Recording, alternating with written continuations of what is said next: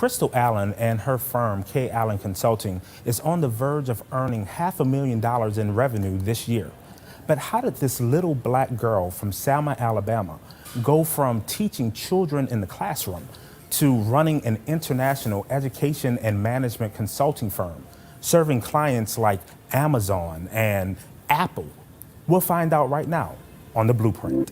You're listening to The Blueprint with respected entrepreneur and journalist Brandon Armand. He's talking with other entrepreneurs, professionals, and community leaders about the hurdles they've encountered in their careers, the lessons they've learned, and their blueprint for success. And now, here's your host, Brandon Armand. Hey everybody, welcome to The Blueprint. I am your host, Brandon Armand, and we have another great episode for you today. Today we are joined with a great friend of mine. Her name is Crystal Allen. Now let me tell you just a little bit more about her. She's a native of Selma, Alabama, and she's the founder and CEO of K. Allen Consulting. She began her career teaching elementary school, serving as an educational coach, then as an assistant principal, and finally leading as a charter school principal. She is a 2009 Gambit 40 Under 40 recipient, a 2019 Aspen Institute Ideas Festival Scholar, and 2016 Urban League of Louisiana Activist Award recipient. And she served as a member of the board of directors for Kids Smart Success at Thurgood Marshall and the Selma Center for Nonviolence, Truth, and Reconciliation. A first-generation college graduate, Crystal earned her BA from the University of Notre Dame, her master's in education from NLU Chicago, and she's currently completing her doctorate in K-12 urban educational leadership at Teachers College, Columbia University. Her work and passion for DEI, social justice, adult learning, and organizational development are the driving forces of her work and commitment to equality. And that's a little bit from her bio. And then I'm going to add a little bit more and say she's just an overall, all around, genuinely great person with a great spirit, great attitude. And she's just happens to be a church member of mine as well. Come on, New Home Ministries. Shout out to Pastor Blake. Yes, shout out to Pastor Blake. We can't do this without shouting him out and calling his church name. But ladies and gentlemen, without further ado, welcome to The Blueprint, Crystal Allen. Thank you. How's it going today, Crystal? Pretty well. Things are really good today and this week because it has been a rough past 2 weeks with Hurricane Zeta, the election process, and all things 2020. Yes. Yeah. Anybody that's listening that's not in the Gulf South region, we just got over Hurricane Zeta, and while it wasn't a storm like Hurricane Katrina, right? A lot of us down here in the Gulf South, we were without power for some people for 2 weeks. Yeah, or longer. For me, it was 6 days. Yeah.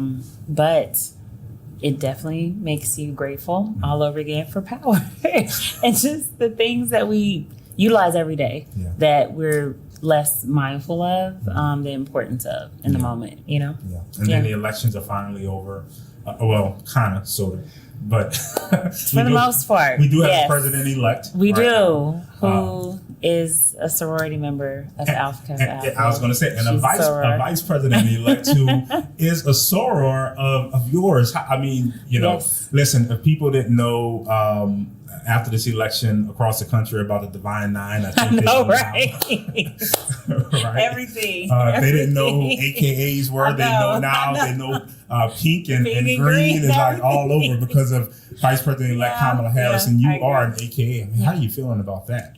You know what? It feels very special and very inspiring to see what is possible. Because when you share different similarities to individuals, you are compelled in so many ways to really know and understand that what they've achieved, you're also capable of achieving, right? And even if it's not the exact same role, I think representation matters so much, and authenticity matters so much. So being able to see a Black and South Asian woman as the Vice President of the United States is a big deal. Yeah. It's a big deal for girls, for women, for the South Asian community, for the Black community, and just for progress. And progress isn't linear, as we know. There's a lot of resistance and there can be regression at times, but it's something to be proud of in our lifetimes have witnessed. Yeah, definitely. Yeah. And as you said, young girls of all colors, but especially young girls of color, have this opportunity to see this and know that they can do it. Yeah. But it's not just Kamala Harris. It's women like you as well, and you're doing it. With everything that you're doing. I mean, every time I turn on social media, y'all. Crystal is like, dang, she's doing something else. At one point she's with Common, who is a national artist. And then I look on again and we'll talk about this a little bit later, but she's doing something with Amazon. I'm like, whoa, like you're doing this, and I know you. Yeah. So you're inspiring to me, but again, you're inspiring to a lot of women, especially young women around this country. So let's talk a little bit about you and how you got your start, because I know the journey has not been as easy as it looks. Amazon didn't just come knock on your door, and Common didn't just call your phone. Right. Let's start back and go to the beginning. We talked about early at the top of the show, you started off as a teacher in education. Let's go back to that. Tell me about that. Yeah, so I actually would have to come a little bit back to high school, because in high school I used to come to New Orleans and attend summer camps, STEM camps at Xavier. Xavier was my number one school. I said I was going, and then financial aid and that whole situation kicked in the sense that I knew that I would be going to college as a first generation college graduate ultimately. And so my family could not afford the cost of a college education. And what actually kept me back at the time from attending Xavier was the package that I got. Like, it was a lot of loans, and I didn't feel comfortable, even as an 18-year-old taking that on. One of the universities that I applied to and got into, actually, because of my socioeconomic status, actually made a commitment as a part of a consortium with other universities that when children applied and were accepted, like completely, academically, all of that, if they had financial burden, they would alleviate it. So I ended up choosing the University of Notre Dame and got a $200,000 education completely paid for. Wow. In addition to my first laptop, they had a Mac store back then, and they still do on campus. They paid for it. Round trip plane tickets back home to Alabama. Yearly, they paid for it. So I got a free, essentially a free college education. Wow. And for me, I think about that a lot because everyone's situation is so different. It's so different. My parents combined made under $35,000 for me as an 18-year-old, right? And so the choices that one has to make in that situation are totally different than if you have parents making $120,000 or $200K and what you're comfortable with taking on. Yeah. But I went to college, and at the time that I was in college, Hurricane Katrina hit, and I watched, on television, what I felt was just immense hurt and pain, but also what I felt was absolute neglect to an entire city, but particularly a Black community. And I felt that if I needed to be anywhere, first of all, I needed to be back home in the South after I graduated. But watching that happen and knowing the connection that I had to Xavier in New Orleans, I wanted New Orleans to be where I spent my time, or Louisiana, after college. And so I moved to Louisiana, became a teacher. At that time, I actually taught in East Feliciana Parish, which is a rural community, and in a small town by the name of Jackson. And half of my kids were actually from New Orleans because of the displacement. Yep. My first year teaching, I taught 37 babies by myself as a fourth grade teacher. did not have enough room in my classroom to accommodate all the children. So some children were at desks, some were at tables, but we made it work. And that experience was so life-changing. The children grew immensely academically. The governor at the time, Governor Jindal, and his wife, his First Lady, Supriya Jindal, actually came to my classroom in Baton Rouge and recognized us for the academic growth that, the progress that the students had made. And so I went from teaching to then becoming a coach to teachers, which was very great because it was an opportunity to help people. I've always had a heart to help other people. It's like I learned something and I want to spread it to others. And so that coaching opportunity gave me a chance to do that. Coaching led to then principalship, which of course, as you can imagine, all of it is like expanding impact from 30-something kids to now 90, 100, 200, 300 kids as a coach, because you're enacting action through the teachers you're coaching. And now as a principal, 400 or 500 kids and an entire staff of nearly 60 people. And so becoming a principal was incredible. I led a lot of social justice oriented work with our kids, had a lot of open conversations about race at a time that was considered more taboo to be doing it. I definitely experienced, as a Black woman in educational leadership, institutional racism and how it plays itself out. Ultimately transitioned from principalship into consulting, not intentionally, but was unjustly let go of my job in this landscape of New Orleans. Our roles as educators are all at will. At will. Yes. And for anybody that doesn't understand, at will means that pretty much you have the right to leave at any time, but they have a right to let you go. Your employer has a right to let you go at any time without any explanation or reason. No due process. Exactly. Right? Like documentation, all the things. And so you can imagine the racial implications of that too, right?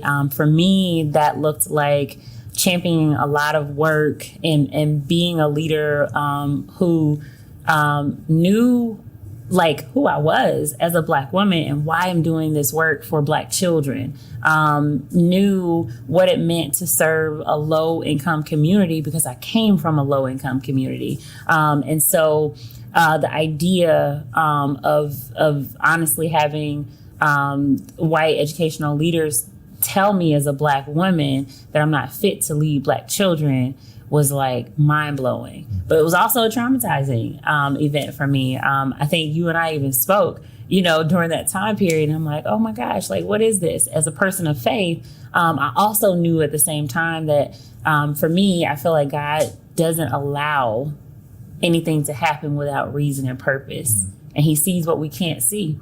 And so for me, while at the moment in time, I was kind of blinded by the emotional impact of it, what I couldn't see was God having a bigger plan to say, yes, you will impact children. You will impact teachers. You will impact the community. But there's even more work I want you to do. And there's even more molding and shaping of you internally, emotionally, spiritually, all that I need to refine in order to take you to where I really want you to be. And so my choice to not necessarily go back into a second principalship at a different location, but to instead say, I'm going to actually bet on myself. And I'm going to take the things that I love the most about being an educator, which is coaching and helping other people, and create my own business and venture around it, is what has led over time to that one person business scaling to being one that is a team of now 7 individuals, something that was started with zero capital or dollars is now turned into what by the end of next year will be a $500,000 venture. Wow. And being able to support a couple of schools, even here in New Orleans, has translated to now supporting companies like Apple and Amazon and nonprofits like the United Negro College Fund. And so anything is possible. Yeah. Anything is possible, and with God, everything is possible. Amen. Come on. As long as it's on His menu and it's in His will. And you said something. When you talked about what happened to you and the at will that's in our state. God allows everything to happen He for a does. reason. And it was the best thing that could have ever happened. And it's the best thing because sometimes what some people mean for your detriment is actually for your Yeah. And so, And my own growth as well. yes, Yep. exactly. Yep. And because he knew that he had more for you, but what he was doing was setting that foundation, and getting you the training and the experience that you needed so that you could be here today. So you are here today with K. Allen Consulting. We started talking about it. For those who don't know, tell us a little bit about K. Allen Consulting and exactly what you do. Yeah, so K. Allen Consulting is a global education and management consulting firm that provides professional development services, thought leadership, and philanthropy to schools, to nonprofits, and businesses. What that essentially means is that as an education firm, we specifically work with early childhood centers. We work with K-12 school systems. We work with colleges and universities as well, public and private. And in terms of professional development services, we provide trainings, workshops. We coach folks within that space one-on-one and in small groups. We also provide strategic planning. So we design and help schools and education entities map out where we're going to be a year from now, 2 years, 3 years, getting very clear, as well as designing curriculum and frameworks for them. When we speak of being a management consulting firm, that speaks to the work that we do with nonprofits and businesses, which is all actually the exact same thing. So for companies and also for nonprofits, we provide coaching, we provide workshops, we provide strategic plans, we design frameworks and design curriculum and programs for them too. And so essentially that's what we do. And on the thought leadership side, that means that we lean into conversations relevant to social justice, relevant to equity, relevant to anything that impacts the Black and Brown community. We, do that by way of participation in panels, writing opinion editorials, building relationships with policymakers to influence how they craft and shape the policies that we have to live by, as a community. And the philanthropic giving of the firm looks like us explicitly taking consulting revenue and investing it into other Black and Brown business owners, into other Black and Brown nonprofits as well. And so to date, in this year, we've provided around $50,000 of our own income and earnings to Black and Brown initiatives and other business owners during COVID. Wow, what a blessing. Yeah. And an opportunity for you to, use the gifts that and the talents that God has given you to be a blessing to so many others. When did you start the company? January 2017. Okay. So in January 2021, it'll hit 4 years of operation. Wow. So we scale really quickly. Yeah. From what I am coming to research and understand, a lot of businesses don't make it to the 1 year point. Like, I think that the stat is nearly 50 to 60% of businesses. And so to make it to the 4 year point and to scale from national work to international work, and the amount of revenue we're generating is good, as well as the amount of people that we're able to reach. Well, listen, we're going to take a quick break. Okay. And when we come back from break, we're going to talk about how you were able to scale so quickly. Yeah. We're also going to talk about how you were able to work with Common. We're going to talk about how you were able to work with Apple and Amazon and all of these big companies. And then we're going to talk about who are you going to be working with next? The Obama Foundation? I don't know. We'll speak that into existence. We're going to speak it into existence. And then we'll say you heard it here on the Blueprint first. On the Blueprint. All right, y'all. You're listening to The Blueprint. We'll be right back with K. Allen Consulting. You're listening to The Blueprint with Brandon Armand. We'll be right back. You are the heart of New Orleans, and Talk Dat NOLA keeps the blood pumping with news, culture, sports, and music from local artists.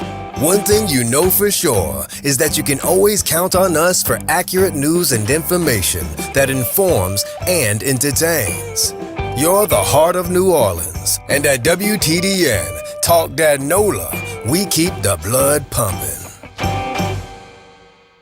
Welcome back to The Blueprint. Here's your host, Brandon Armont. Hey, what's up, everybody? Welcome back to The Blueprint. We are talking with Crystal Allen with K. Allen Consulting. Just an extraordinary woman who is just leading in business here in our community. If you don't know about Crystal, make sure you guys go and check her out. Check out her business, K. Allen Consulting. What is the website?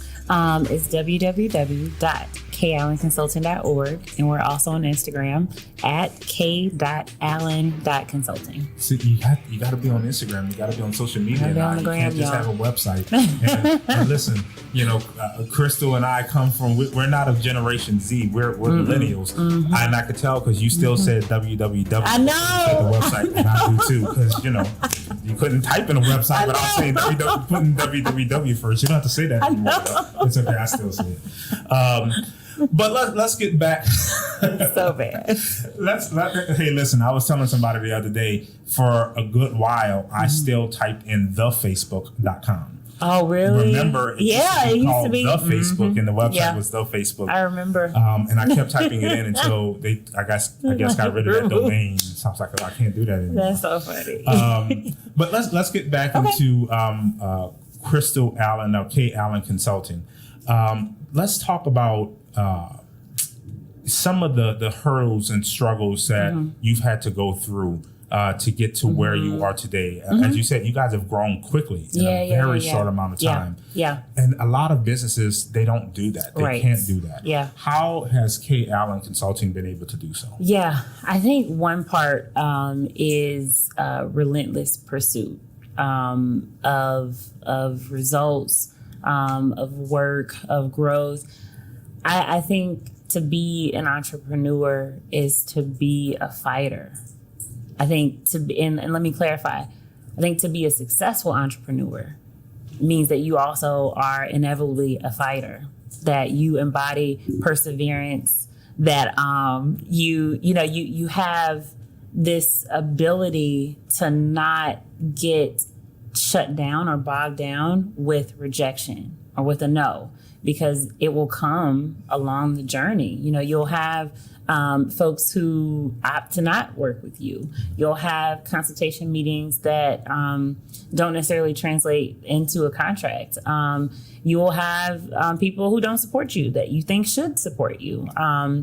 Even if they're close personally, to you. And so I think part of it is this mindset to say, no matter what I see and what things feel like, I'm going to continue to push forward because I believe that there's something great on the other side if I can just stay diligent and committed to doing good work. Yeah. Right. But how do you do that? I mean, there are some people that will say, you know what, Crystal, that's easier said than done. I've done that. I pushed forward. I've been told no. I got up, I went back out, I did it again. I was told no again. I went back out, I did it again. And I've been doing it now for, 10 years, 5 years, 15 years. You've been doing K. Allen Consulting for how long? Almost 4 years in January. 4 years. Yeah. And you are here, and I've been doing this so much longer, and I'm not there. So it's easier said than done, and I'm tired. What do you say to those people? So I think, in addition to the perseverance piece, I think it's important as a business owner to build legitimacy and to build credibility in what you're doing. I think that the legitimacy comes in all the technical things that legitimize a business. One, do you have a website? Is the website clear? Is it polished enough that someone can walk away from it knowing exactly what you do, exactly what you offer? And is there a concrete axe to know how to engage with you moving forward? Do you, even though we're in COVID times, Do you have a business card? Do you have a one-pager? Do you have a brochure? Do you have anything that walks people through your products and your services? And how are you a storyteller of your work so people can understand the impact and the power of your work? People are naturally compelled by what you are able to demonstrate to them, right? So when you think about people who have experienced your work, how do you allow them to tell the story? I've never said, I'm a strong consultant, I'm a great consultant, you need to work with me. I said, if you have experienced a workshop, would you be willing to hop on camera for 30 seconds and tell the people what you just experienced? Was it worth your time? And I allowed the people to do the talking because I recognize that the work will speak for itself. And that and people telling that story, that is storytelling, right? I think part of the legitimizing process too is also making sure that you have the proper legal structure. Are you LLC? Are you an S corporation? Are you filed with the Secretary of State? Do you have an employment identification number from the IRS? Do you have a way to invoice folks, right? I can't tell a client, that is the United Negro College Fund, y'all can send me payment on Cash App. Right. And so, but those are things that we might take for granted that give people signals, right? So even when you think about having a business email address, it actually should not be a Gmail account. It should not be a Yahoo account. You should actually purchase the domain name of your business and coin yourself as that. All of those show people signs of how serious your business actually is and how serious they need to take you as a business owner. That's one part, right? Yeah. And I think the part around how do you build credibility and even more visibility, you have to think about how you're going to educate people that you exist. If you're doing the work and you have no Twitter page, no Instagram page, no Facebook page, I'm not telling you need to have all of them because I'm not on LinkedIn at all. And I tell people that all the time. We are scaling and growing and I don't have a LinkedIn page. And that is intentional because it is about what do you like and how do you go deep into maximizing a platform, because Instagram is like the sweet spot of a social media platform. Exactly. And we leverage it, right? 100%, actually, I always say that and I have to correct myself. 90% of the international contracts we've actually gotten through social media marketing. Wow. I want to say that again. Yeah. 90%. Yeah. South Korea, India, South Africa, Nigeria, through social media marketing. Wow. DMs that translate into emails, that translate into Zoom or Google Meet consultation, that translate into contracts. It's funny you say that. I was just telling someone we had a launch party last night for another show that's on the BAM network called We Talk. Yeah. And I was telling the audience yesterday how that show came to be. And it was through a direct message in Instagram. That's how it started. But a lot of the businesses that a lot of the work that comes to BAM, they come through DMs. Yeah. Yep. Slide into my DMs. Right? That used to mean something totally different years ago. Now slide into my DMs. Give me contact me and for business because and it's important that you are on social media and that you're checking it because often that's the first place where people are going to contact you or reach out to you because they feel as though it's more direct. That's right. So it's important that you're on those platforms. So I'm glad you said it and I'm glad you said it again. Yeah. Because there are a lot of businesses that have been in business for a long time and they're not on social media. They're not utilizing those platforms. And as you said, you don't have to be on every single one because what's your demographic and every single one may not work for you. Exactly. But go ahead. but it's important that you figured it out. Yes. You go ahead. So I think that dovetails into the importance of understanding your target audience. Like, do you understand how they think? Do you understand their pain points? Do you understand what gets them to say a yes? Like all of that psychology of your ideal market and your customers and your clients, you have to really create content that speaks to them, that moves them, right? And I think that in regards to business in general, but I would especially say for consulting, it's about trust building.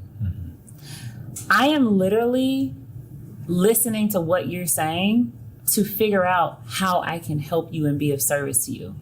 Because as a consultant, you're positioning yourself as a problem solver and as a thought partner. So my ability to do that is really deeply important. Like, I have to model my vulnerability. I have to be deeply honest, very authentic, so that people feel safe and comfortable to engage with you. And honestly, as a business owner, I think it's important that you understand that you do have to prove yourself to people. Yeah. People do have to see your receipts. They do have to see your results, because you're asking them to make a financial investment. Exactly. Right? Exactly. They're not just going to give you $1,000 because you're cute or you have, a nice outfit or whatever. Put it to you this way. You don't just walk into Walmart and go to the cashier and just say, hey, here's $20. Yes, exactly. Without getting a product. Yes. And you don't just go pick any product up off the shelf. That's right. Just to give Walmart $20. That's right. That's right. So, I mean, I think there are a combination of different things, but for me also as a person of faith, I believe in the importance of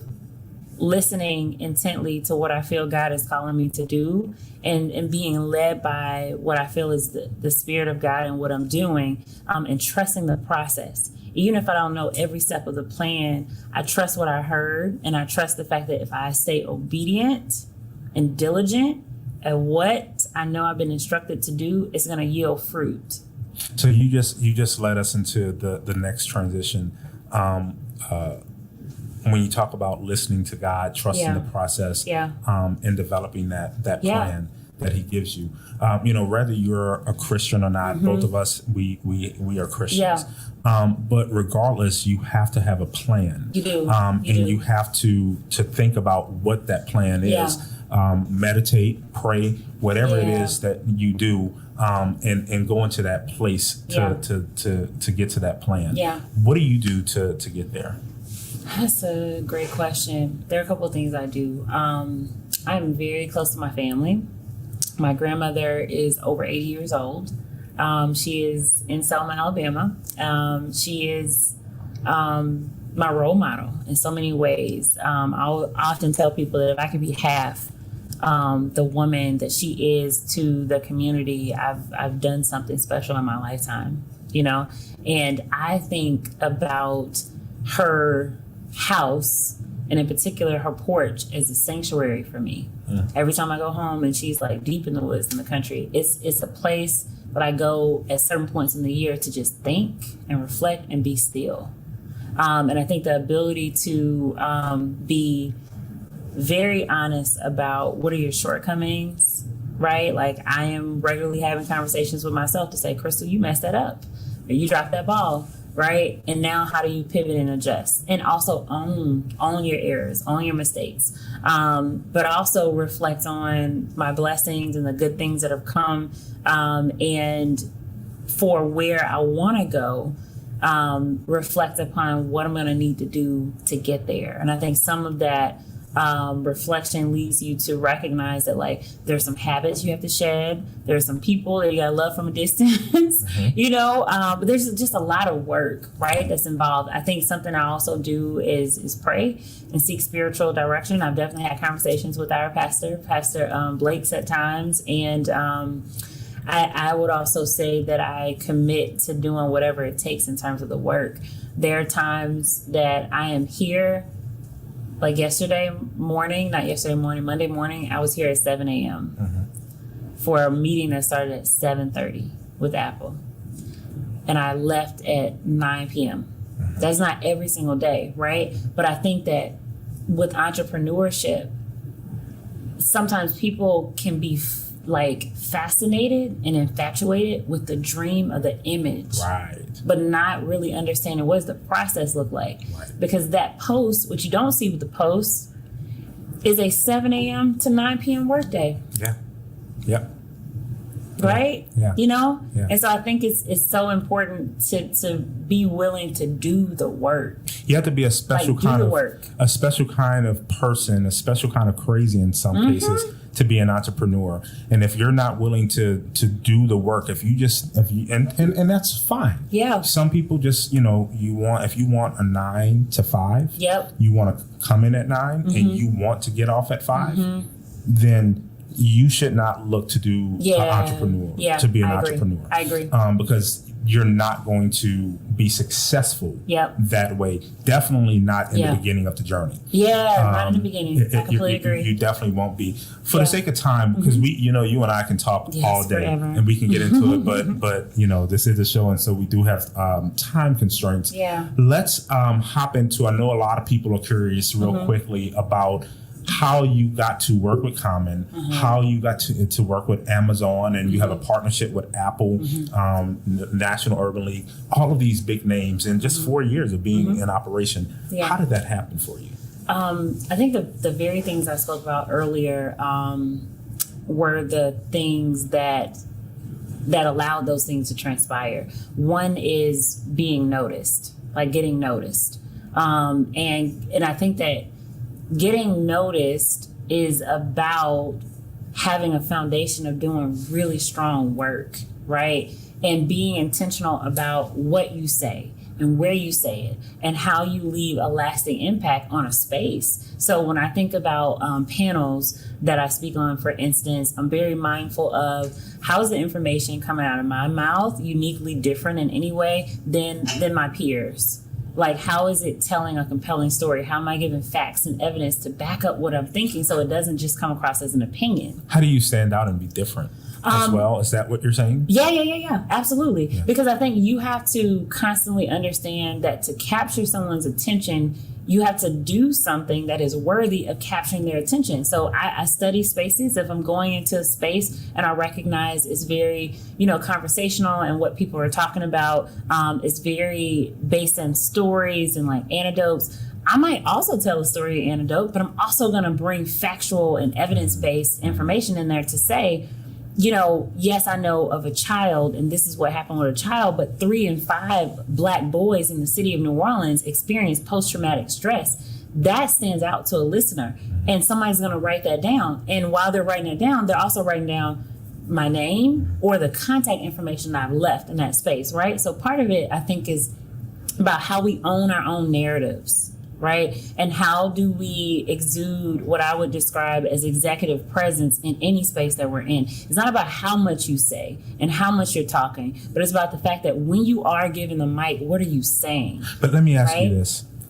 Are you calling Amazon? Are you calling Apple? Are you calling Common? Or are they calling you? It's the other way around. They're it's calling referrals. You. It's people. So what has happened, and our team can be a testament to it. We'll get an email, and I normally, every time this has happened, I've thought it was spam. I'm like, what is this? Somebody tried to get us. And then 2, when I read it, it's always referring back to something. So we had a message from a client in Connecticut who said, I recently read the Time magazine article in which you were featured talking about racial bias in classrooms. That's what I mean by visibility, right? Like, that's an article. I'm sharing my thoughts. But that translated into her looking us up and wanting a consultation. When it came to Amazon, the young lady that reached out actually said, we're looking for a person who has expertise in these areas, and you've come highly recommended by 2 people who, wait for this, follow your social media platform. This is Amazon, right? And it's social media that they're referencing. And so that happens a lot. A lot of the referral, I would say at this moment in time, 85% of our work comes from referrals. Not from us actively work with us, please work with us. It is they come knowing exactly what we do, what they want, and they want to know, do we have availability to make it happen? Yeah, I mean, and listen, that's key. BAM Communications, we've been in existence now for over 8 years. And I would say the same 90-95% of the business that we've gotten over this time has been from referrals, has been from people seeing us on social media and reaching out. And so, I tell people all the time, they say, you're always on social media. It's not for fun. Right. It's for business. I'm working because you can have the greatest product in the world, but if nobody knows it exists, I know. That's right. then it's just going to stay between That's you right. and the people who are helping you to develop it. That's right. So it's very important that It you is. market. It's very important exposure that you get out Yep. there. And so if you haven't been paying attention, you know, pretty much in a nutshell, as we wrap up, what Crystal has been saying is, one, no excuses. You can do this, right? There will be challenges. There will be barriers Yeah. and hurdles that you have to overcome. That's in life. That's in business. You're a Black woman Absolutely. in America Yep.